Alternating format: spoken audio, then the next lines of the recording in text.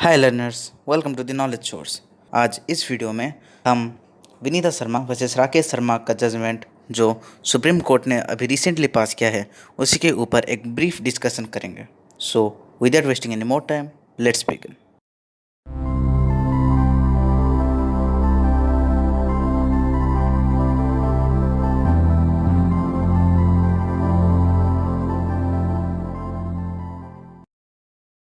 इस वीडियो को अच्छे से समझने के लिए हमें इन तीन चीज़ों को समझना पड़ेगा।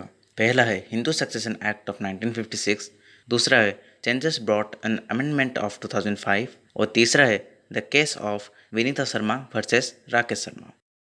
और इन सबको हम उनके साथ समझेंगे जो अभी दुनिया भर में प्रसिद्ध हैं, जिनका जिक्र इंस्टाग्राम, फेसबुक, ट्विटर और लगभग हर यूट्यूब वीडियो के कमेंट सेक्शन पर पाए जाते हैं। पहले देखते हैं हिंदू सक्सेशन एक्ट ऑफ 1956 जो सक्सेशन या इनहेरिटेंस के बारे में बात करता है। प्रॉपर्टी आगे किस किस के पास जाएगी और किस किस के पास प्रॉपर्टी का कितना राइट होगा, ये डिस्कस किया गया है यहाँ पर। और ये एप्लीकेबल है हिंदू, जैन, बुद्धिस्ट और सिख पर।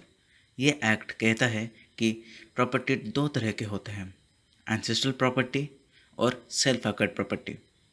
एंसेस्ट्रल प्रॉपर्टी वो होता है जो आप अपने दादा परदादा से पाते हैं, और सेल्फ एक्वायर्ड प्रॉपर्टी वो होता है जो आप अपने खुद के मेहनत पर कमाते हैं।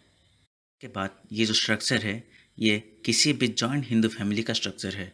तो मान लीजिए बी है विनोद, जिनके पास वो एंसेस्ट्रल प्रॉपर्टी है, और ये है उनकी वाइफ, ये है उनका सन, डॉटर, और ये है उनका ग्रैंडसन, ग्रेट ग्रैंडसन और ग्रेट ग्रेट ग्रैंडसन। अब इस फैमिली के लिए हम दो टर्म्स यूज़ कर सकते हैं, एक है मेंबर्स और दूसरा है को पार्टनर्स। तो यहाँ पे जो भी लोग हैं, चाहे वो विनोद की वाइफ हो या डॉटर का हस्बैंड या सन की वाइफ हो, ये सब मेंबर्स तो होंगे, पर क्या ये सब को पार्टनर्स भी कहा जा सकता है? नहीं। को पार्टनर्स वो लोग होते हैं जिनका एंसेस्ट्रल प्रॉपर्टी पे राइट्स होता है या वो अपना राइट्स क्लेम कर सकते हैं, उन्हें ही कह सकते हैं को पार्टनर्स। 2005 के अमेंडमेंट्स के पहले हिंदू सक्सेशन एक्ट ये कहता था कि को पार्टनर्स सिर्फ वो लोग होंगे जो इस एंसेस्टर के लीनियल डिसेंडेंट्स होंगे, यानी ब्लड लाइन उनका सेम होगा, यानी विनोद, उसका सन, फिर ग्रैंडसन और फिर great grandson. In case Vinod मर जाता है तो नेक्स्ट इन लाइन भी लिस्ट में ऐड हो जाता है। इसका मतलब हिंदू सक्सेशन एक्ट ये कहता है कि सिर्फ मेल लीनिएज वाले ही इंक्लूड हो सकते हैं, क्योंकि सेम ब्लड लाइन है। तो सिर्फ मेल लीनिएज वाले लोगों को ही को पार्टनरी राइट मिलता है। अगर डॉटर, वाइफ या विडो है तो ये लोग को पार्टनरी राइट्स के लिए क्वालिफाई नहीं करेंगे। और यही थी हिंदू सक्सेशन एक्ट की सेक्शन 6 सर्वाइवरशिप रूल, जो सिर्फ मेल्स को ही को पार्टनरी राइट्स प्रोवाइड करता है। और यही थी हिंदू सक्सेशन एक्ट की प्रॉब्लम।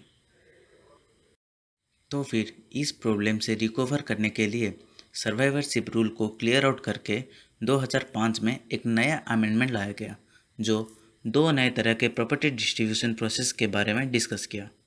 पहला है टेस्टामेंटरी सक्सेशन, जिसको विल भी बोला जाता है, जिसके मदद से आप अपने प्रॉपर्टी को अपने हिसाब से डिस्ट्रीब्यूट कर सकते हैं। आप अपने प्रॉपर्टी को अपने सन, डॉटर, विडो या किसी भी रैंडम इंसान को भी दे सकते हैं, पर ये सिर्फ आप अपने सेल्फ एक्वायर्ड प्रॉपर्टी पर ही कर सकते हैं, एंसेस्ट्रल प्रॉपर्टी पर नहीं। तो इसके लिए आता है दूसरा वाला इंटेस्टेड सक्सेशन। अगर आप अपना विल बना लेते हैं तो फिर तो ठीक है, कोई प्रॉब्लम नहीं। पर अगर आप अपना विल बिना बनाए ही मर जाते हैं, बात आती है एंसेस्ट्रल प्रॉपर्टी की, तब काम में आता है इंटेस्टेड सक्सेशन रूल, जिसके हिसाब से 4 क्लासेस होते हैं और उन सब में अलग अलग लोग होते हैं, जिसमें क्लास 1 में आता है विडो या हस्बैंड, सन और डॉटर। तो अमेंडमेंट ऑफ 2005 ये कहता है कि अगर एंसेस्ट्रल प्रॉपर्टी हो तो इन सब प्रॉपर्टी का पहला और इक्वल राइट्स मिलता है डॉटर, सन और विडो को। तो 2005 के अमेंडमेंट ने सर्वाइवरशिप रूल को एब्रोगेट करके टेस्टामेंटरी और इंटेस्टेड सक्सेशन रूल इंट्रोड्यूस किया। ये अमेंडमेंट ऑफ 2005 इनेक्ट हुआ 9 सितंबर 2005 को, और उसका रिजल्ट आया कि daughters are co partners since birth और daughters have equal liability on property. तो फिर क्या ये सब चेंजेस जिन प्रॉब्लम्स को सॉर्ट आउट करने के लिए लाए गए थे, क्या वो प्रॉब्लम सॉर्ट आउट हुए या कुछ और कन्फ्यूजन्स भी क्रिएट हो गए? चलिए आगे देखते हैं।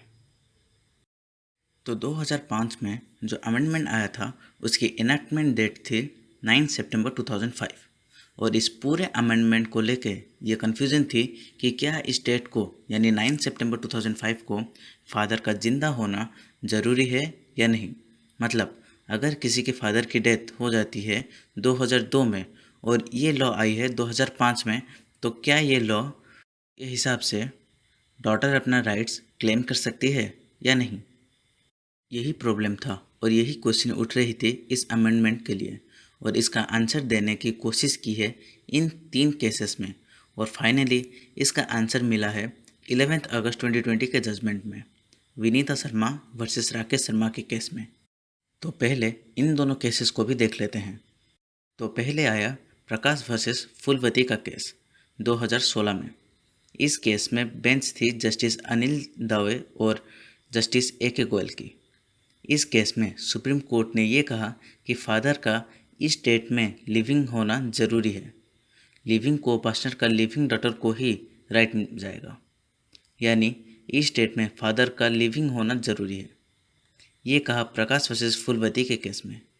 अब आते हैं 2 साल के बाद का 2018 का दनम्मा वर्सेस अमर का केस में।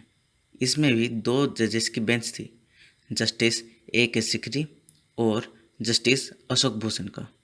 इस केस में सुप्रीम कोर्ट ने ये कहा कि भले ही फादर की डेथ 2001 में ही हो गई हो, मतलब on this date father living नहीं है, फिर भी डॉटर को राइट मिलेगा। तो इस 2016 के केस में कहा कि फादर का लिविंग होना ज़रूरी है, पर इस केस में टोटली अपोजिट जजमेंट मिला कि फादर का लिविंग होना ज़रूरी नहीं है, यानी फादर का अगर 2005 के पहले ही डेथ हो गया हो फिर भी डॉटर को राइट मिलेगा। दोनों जजमेंट्स कन्फ्लिक्टिंग हो गए जिसके वजह से कन्फ्यूज़न क्रिएट होता था, इसको फॉलो करें या उसको। तो इस कन्फ्यूज़न को क्लियर करने के लिए आया 2020 का नया जजमेंट विनीता शर्मा वर्सेस राकेश शर्मा। अब ऑलरेडी इन दोनों जजमेंट्स में 2-2 जजेस की बेंच थी, इसीलिए इस केस में 3 जजेस की बेंच की गई, जिसमें थे जस्टिस अरुण मिश्रा, जस्टिस अब्दुल नाजिर और जस्टिस M.R. शाह। तो इस अमेंडमेंट से और इन दोनों केसेस से जो कन्फ्यूज़न क्रिएट हो रहा था कि क्या स्टेट को फादर का अलाइव होना ज़रूरी है या नहीं, कन्फ्यूज़न को दूर कर दिया इस जजमेंट में। सुप्रीम कोर्ट ने बहुत ही सिंपली ये बोला कि एंसेस्ट्रल प्रॉपर्टी पे जो वुमेन का राइट है वो बेटों के जैसा ही है, उन्हें ये बाय बर्थ मिला हुआ है। वेदर फादर अलाइव है या नहीं, उससे उनका राइट पे कोई फ़र्क नहीं पड़ता, उनको ये राइट बाय बर्थ मिला हुआ है। इस वीडियो से अगर आपको एटलीस्ट एक भी नया पॉइंट सीखने को मिला है तो आप इस वीडियो को लाइक और शेयर करके मुझे सपोर्ट कर सकते हैं और ऐसे ही करंट अफेयर्स और law subjects related informative videos के लिए आप मेरे चैनल को सब्सक्राइब करके बेल आइकन को ऑल पे रख दीजिए ताकि मेरे वीडियोस अपलोड होते ही पहला नोटिफिकेशन आपको मिले। अगर आपको ये वीडियो पसंद आया और आपको इसी केस लॉ पर एक डिटेल्ड वीडियो चाहिए तो आप मुझे कमेंट बॉक्स के थ्रू बता सकते हैं, या तो आप मुझे इंस्टाग्राम के थ्रू डायरेक्ट मैसेज कर सकते हैं जिसका लिंक आपको डिस्क्रिप्शन बॉक्स में मिल जाएगा। फ़िलहाल इस वीडियो में इतना ही, फिर मिलते हैं अगली वीडियो में और तब तक के लिए be safe and keep learning.